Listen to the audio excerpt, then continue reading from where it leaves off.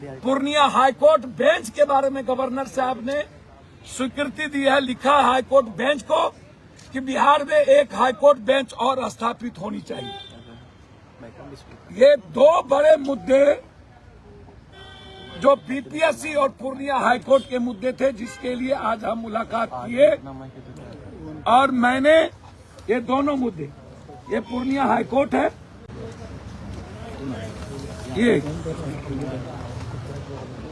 ये पूर्णिया हाईकोर्ट का बेंच का है कि बिहार में एक हाईकोर्ट बेंच, और ये मुद्दे सत्यदेव जयते।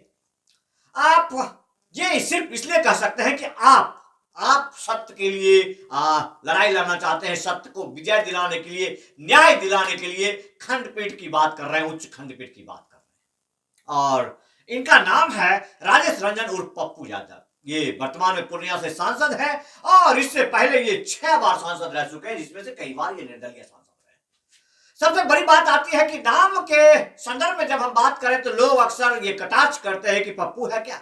जैसे आज की डेट में एक राष्ट्रीय नेता को, एक राजनेता, उन्हीं को समर्थन करने वाले पूर्णिया के सांसद पप्पू यादव आज 17वीं बीपीएससी के मामले में बात करने गए हैं राज्यपाल साहब से, और चुप्पात निकल कर आए। बहुत बड़ी बात है। वैसे तो ये पत्र उन्होंने कई लोगों को नहीं दिया, जिस लोगों मीडिया से बात कर रहे हैं उस समय भी नहीं दिखाया, लेकिन इन्होंने कहा है कि राज्यपाल साहब से बात करते करते इन्होंने कहा कि बिहार में एक और हाईकोर्ट के लिए इन्होंने मांग किया है। यह बहुत बड़ी बात है। आप यूं समझ सकते हैं कि जो कोर्ट है ना, वो कहीं से भी वहां पर न्याय के लिए कुछ बात नहीं होता है। ये बात मैं जांच कर, परख कर, देख कर बता रहा हूं। वहां पर सिर्फ और सिर्फ सिक्के की खनक चलती है, जिसे मैं समान रूप से नहीं खुलकर कहता हूं कि एक ऐसा कोठा है जहां की अम्मा किसी योग्य नहीं है। वो सिर्फ और सिर्फ अपने दिन निकालने के बाद कुंडली मारकर बैठी हुई है, वहां पर उन तमाम तवायफों को लाती है और धंधा करवाती है। इस धंधे में शरीक होने वाले गरीब लोग होते हैं, निर्दोष लोग होते हैं, निरीह लोग होते हैं, लेकिन एक बात वहां तय है कि वहां जो आपसी जो समागम होता है, आपसी में जो होता है ना, उसमें कोई बड़े भी होते हैं, कोई छोटे भी होते हैं। कहीं से भी यह निर्धारित नहीं होता है कि कोई बहुत बड़ा पैसे वाला है तो कोई गरीब आदमी। अगर आप में बुद्धि विवेक है तो आप उस खंडपीठ तक अपने बुद्धि विवेक के माध्यम से उन पैसे वालों को धूल चटा सकते हैं, जो कि इस प्रशासन का, अदालत का दुरुपयोग करके आपको जेल में रखता है। जैसे कि मैं आपको कई मामलों में खुद हाईकोर्ट में पैरवी करता हुआ नजर आऊंगा, रीट में, पीआईएल में खुद पैरवी करता हुआ नजर आऊंगा। और वर्तमान स्थिति भी ऐसी बन गई है कि अब आप इन काले कोट वालों पर भरोसा ना करें तो अच्छा है, क्योंकि इस प्रोफेशन में जहां जिन्हें विद्वान कहा जाता है, वो अपने प्रोफेशन से प्यार तो करते ही नहीं है, कहीं से नहीं करते। उनको अगर आप उनके क्लाइंट हैं तो उनका धर्म नहीं है कि आप उनके क्लाइंट हैं। अगर आपके विरोधी ने उनको थोड़ा सा बढ़ा दिया तो वो सारे धर्म भूल जाते हैं। और ये अधिवक्ता धर्म का कितना बड़ा अपमान है, आप ये समझ सकते हैं। आप समझ ही सकते हैं कि इसके लिए बार काउंसिल का गठन है और बार काउंसिल में इसके सुनी जाती है, लेकिन कहीं से नहीं कहा कि यहां पर काले कोट वाले एक भी दूध के धुले हो तब तो करेंगे।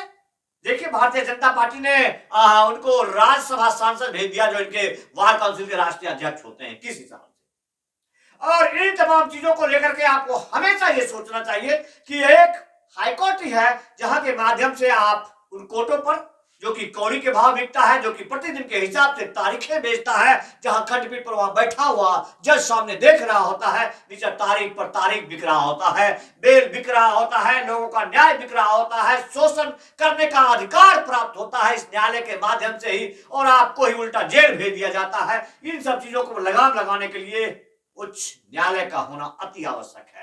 वैसे मैंने अपने जो 92 दिन का जो अनशन है उसका रूप देने के लिए मैं एक ऐसा खाका चाहता हूं जिसमें गांव गांव तक ले जाकर के लोगों की पीड़ा को अदालत तक पहुंचाना चाहता हूं, जिसके माध्यम से मुझे लगता है कि अगर दूसरा हाईकोर्ट बिहार में हो जाए तो बहुत बड़ी बात होगी। देश में उत्तर प्रदेश एक ऐसा राज्य है जहां पर 2 हाईकोर्ट है, इलाहाबाद हाईकोर्ट और फिर लखनऊ हाईकोर्ट। अगर बिहार में ऐसा हो जाता है, मुझे लगता है कि वास्तव में सबसे ज्यादा जरूरत तो बिहार में ही है।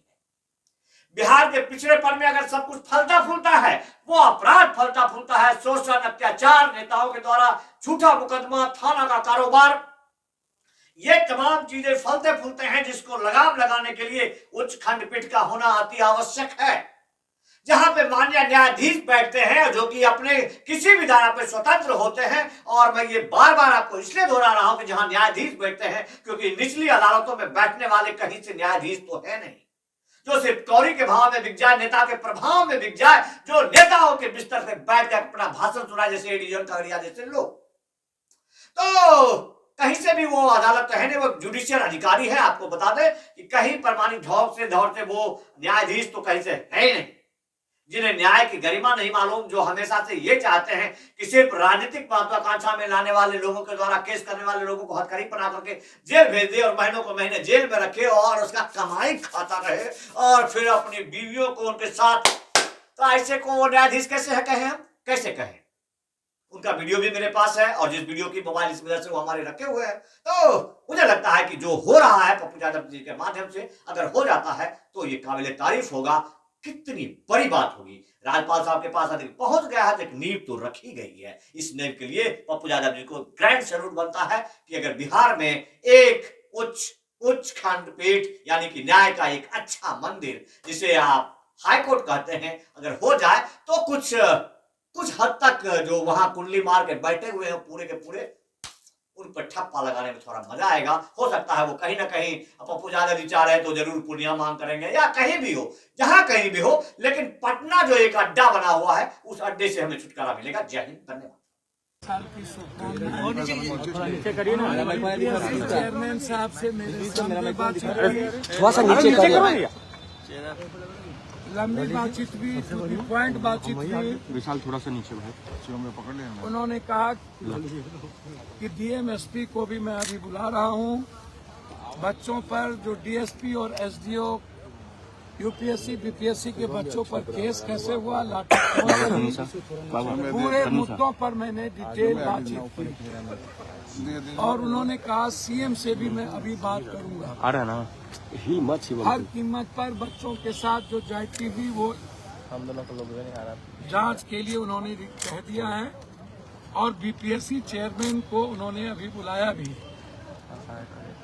बीपीएससी चेयरमैन का कहना था कोई डेलीगेट उनसे मिलने जा रहा है यूपीएससी के सवाल, फिर कोई फ्रॉड किशोर न चल जाए। इस आंदोलन को एक फ्रॉड किशोर ने बेच दिया, मुहिम खत्म कर दिया। सरकार से मिलकर के पदाधिकारी के साथ उन्होंने पैसे का साठगांठ किया और इस आंदोलन को बेच दिया और कल रात में जाके बच्चों को गाली गलौज किया, कुत्ता, कमीना, साला, कम्बल देते हैं तुमको। तार है भाई, इसको पता ही नहीं है, औकात ही नहीं है कि पूरा दुनिया छात्र आंदोलन के सामने झुकी है। अभी बांग्लादेश का हश्र उसे याद नहीं, भारत का हश्र उन्हें याद नहीं। ये दौलत स्वराज पार्टी और ये फ्रॉड दुनिया का, बिहार कभी इस गुंडे को माफ नहीं करेगा। ये गुंडा है, ये जिस तरीके से बिहेव किया है इसको एक भी छात्र माफ नहीं करेगा, बिहार का आने वाली पीढ़ी माफ नहीं करेगा। इन्हें बिहार से भागना होगा। मेरे बच्चों के साथ जाति किया 3 बजे जाके गुंडों के साथ, 2 IAS के साथ। इसीलिए मैंने पूरी शिकायत गवर्नर साहब से की है। पूर्णिया हाईकोर्ट बेंच के बारे में गवर्नर साहब ने स्वीकृति दी है, लिखा हाईकोर्ट बेंच को कि बिहार में एक हाईकोर्ट बेंच और स्थापित होनी चाहिए। ये 2 बड़े मुद्दे जो बीपीएससी और पूर्णिया हाईकोर्ट के मुद्दे थे, जिसके लिए आज हम मुलाकात किए और मैंने ये दोनों मुद्दे, ये पूर्णिया हाईकोर्ट है, ये पूर्णिया हाईकोर्ट का बेंच का है कि बिहार में एक हाईकोर्ट बेंच और ये मुद्दे, और उन्होंने अभी ही मुख्यमंत्री से बात करने का आश्वासन दिया।